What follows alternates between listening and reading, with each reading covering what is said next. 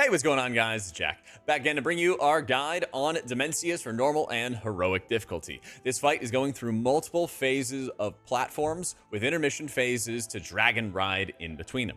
In the very first phase, you start the encounter by traveling through these Reshi gateways that you had to use your cloak for in the past, and you'll instantly be fighting against the living mass. These are ads that the boss is spawning throughout the first phase. You need to make sure that you kill these ads and they are spawning excess mass. Players pick these up and are able to produce collective gravity. The collective gravity is protecting the raid from the devour that the boss casts when he reaches maximum energy. But there's a catch to it. You have to have more collective gravity than Dimensius's growing hunger. So every time that Dimensius casts a devour, he grows in hunger, and you need more gravity to survive. So what happens is he starts with 2 ads at the beginning of the encounter. You kill off these ads, you have 1 circle each for each of the ads, and that's how you're surviving the first devour. You're going to get a second devour, and you're going to have multiple rounds of living mass coming up, and then you're going to need more collective mass to survive his suck-in. What we had seen from Liquid is that they killed the first 2 rounds of ads at the start of the encounter, stacked the entire raid in the middle of the room, and that allowed them to survive the first devour. Then the second devour comes out, and they had 4 collective gravities on each side from the ads that they pooled up for the next devour, because there was 2 rounds of 2 ads each in between the devour casts. If you get a third devour in phase 1, you'll need to take all the excess mass from each side of the room, stack the entire raid in the middle, and use all of that collective gravity together in order to survive.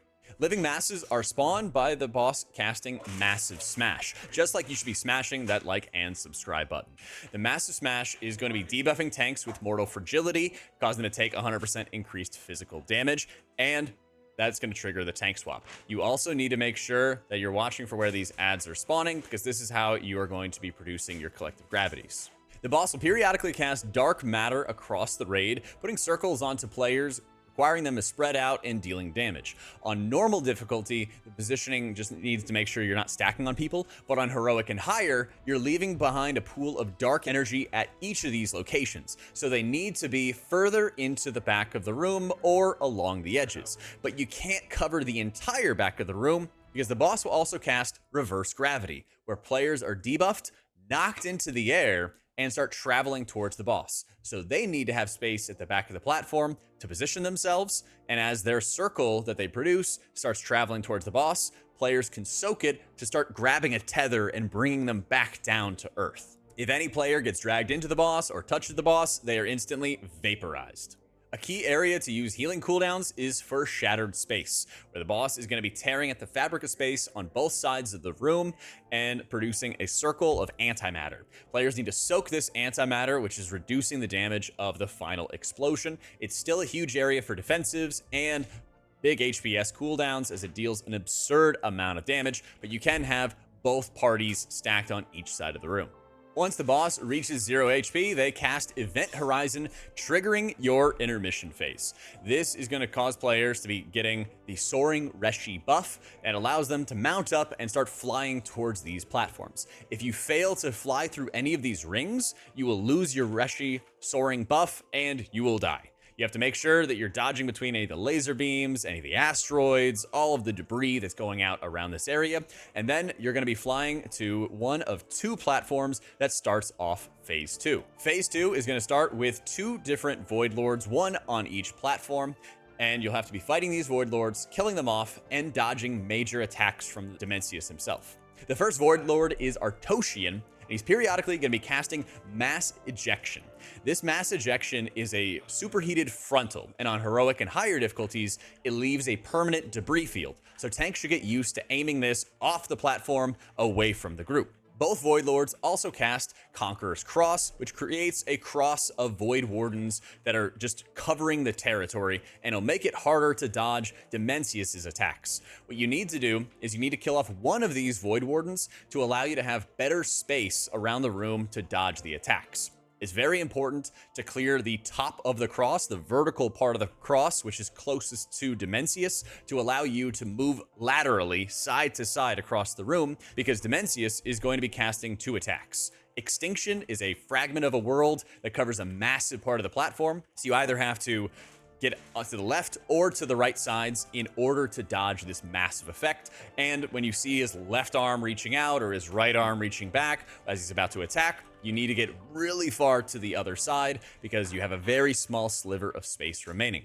Then the boss is going to be casting Gamma Burst, which is a knockback that you have to fight against. Now, you might be able to kill some of the lateral Void Wardens to have an up and down space to fight the knockback, but if you have a lot of movement speed, even some Warlock Gateways to help you, you should be able to fight against it, and it's a greater priority to make sure you're clearing the top part of the cross so you can move from side to side to dodge the extinction attacks. Heroic also adds an additional mob with the Conqueror's Cross. You have to deal with the Nullbinder, which is also getting spawned there, which is going to be debuffing all players and stacking up a slow onto them. This absolutely has to be a priority kill, and if you can also use it to clear up a path for some of the dodging, that's fantastic as well. Periodically, the mini-bosses are going to recast Conqueror's Cross, requiring you to either kill another round of Void Wardens or to kill off that Void Lord so that you can then go into the next platform.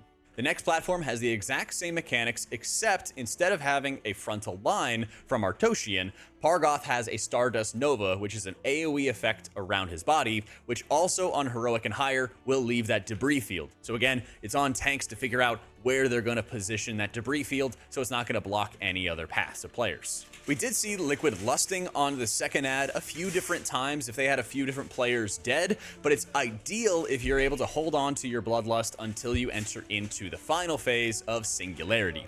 When you enter into that phase, the boss is destabilized for 15 seconds and takes 50% additional damage until he recovers. This is a huge area to just get a ton of damage in. There's almost like 40 seconds or so of raw downtime that the boss isn't really doing much, and everybody in the raid, healers included, should be trying to maximize their damage during this period. He's then going to be casting Extinguish the Stars, which is calling out 8 Void Stars around the room for 10 seconds. This is a huge mechanic throughout the entirety of the fight, and these are going to be more of like the hard, dark sort of planets for these Void Stars.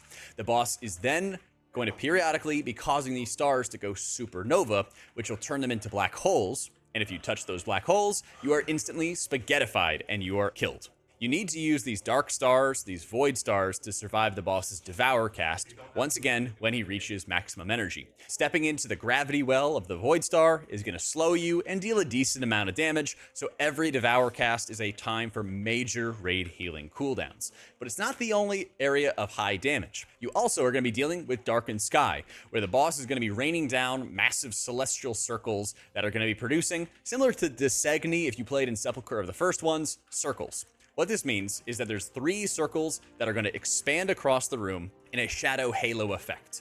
When you are hit by one of these, you are debuffed for 3 seconds, where you take 300% more damage from the shadow halos. So as you can see in Dryny's POV, he stands right next to the first one, takes the hit, lets his debuff drop, moves towards the second one once his first debuff falls, takes the second hit, and then runs away from the third and final halo effect so that he is not taking any of this bonus damage from Shadowquakes. Whenever the boss is casting Devour in this final phase, it also amplifies the damage of his Cosmic Radiation, which is stacking additional raid damage throughout the entirety of the encounter. So for healers, you really can only get some damage in at the very beginning of the fight, and after that period, you have to deal with a ticking damage increase of the Cosmic Radiation, the Supernovas, which are dealing drop-off damage as he turns one of the Void Stars into a black hole that you can no longer stand in, and of course dealing with a lot of the Super Quake damage from the Shadow Halos. But there's a final mechanic.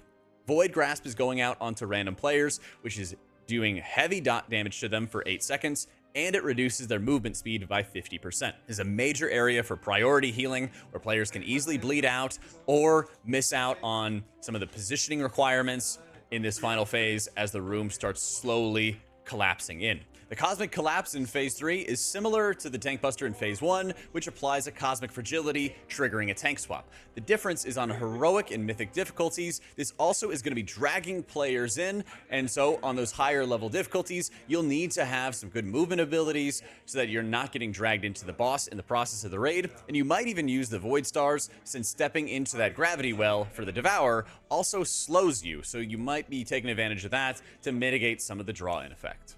Like I mentioned, this is a huge area to have Bloodlust as you enter into that final phase, because you can take 2 rounds of Devour, and then the third Devour is going to act as a Hardened Rage because there's no more Dark Stars, and dodging the Shadow Quakes is going to be insanely difficult at the very end of the encounter unless you have some blinks or crazy movement speed to avoid taking those 300% debuffs. If you do get to the end of the fight, it's really good to use like Pain Sups, Cocoons, like any sort of externals onto priests or other low mobility classes that may not have good ways to dodge those additional Shadow Quakes, so you have the damage to finish off the boss.